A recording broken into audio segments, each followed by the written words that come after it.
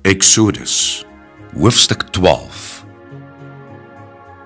En Jahwe het met Moshe en Aaron in die aarde van Egypte gespreek en gesê: Hierdie maand moet vir julle die begin van die maande wees. Dit moet vir julle die eerste van die maande van die jaar wees.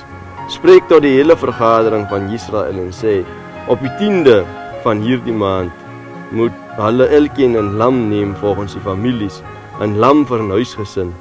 Maar as 'n huisgesin te klein is vir 'n lam, dan moet hy en sy buurman wat die naaste aan sy huis is, hom neem, volgens die sieletal. Na wat elkeen gewoond is om te eet, moet julle die getal op die lam bereken. Julle moet 'n volmaakte lam hê, 'n jaar-oud rammetjie. Van die skape of van die bokke kan julle hom neem, en julle moet hom in bewaring hou tot die 14de dag van die maand. En die hele vergadering van die gemeente van Israel moet hom laat doodbloei teen die aand. En hulle moet van die bloed neem en het stryk aan die 2 deurposte, aan die boordrempel van die huise waarin hulle hom eet. En hulle moet die vleis in dieselfde nag eet, oor die vuur gebraai. Saam met ongesuurde brode moet hulle hom eet met bitterkruie.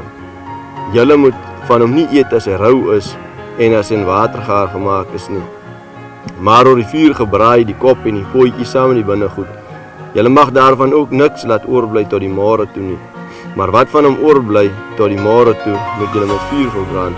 En so moet julle hom eet. Julle heupe moet omgord wees, julle skoene aan julle voete en julle staf in julle hand. Baie haastig moet julle hom eet.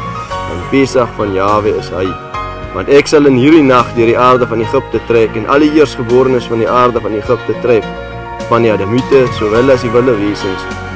En ek sal strafgerig oefen oor al die gode van Egypte, ek, Jahwe. Maar die bloed sal vir julle 'n teken wees aan die huise waarin julle is. As ek die bloed sien, sal ek julle verbygaan. En daar sal geen verderflike plaag onder julle wees, wanneer ek die aarde van Egypte tref nie. En hierdie dag moet vir julle herinnering wees, en julle moet dit as 'n fees tot eer van Jahwe vier. Julle moet dit in julle geslagte as 'n ewige instelling vier. 7 dae lank moet julle ongesuurde brode eet. Alreeds op die eerste dag moet julle die suurdeeg uit julle huise verwyder. Want elkeen wat gesuurde brood eet, van die eerste dag af tot die 7de toe, die siel moet uit Israel uitgeroei word. En op die eerste dag moet daar 'n heilige samekoms wees.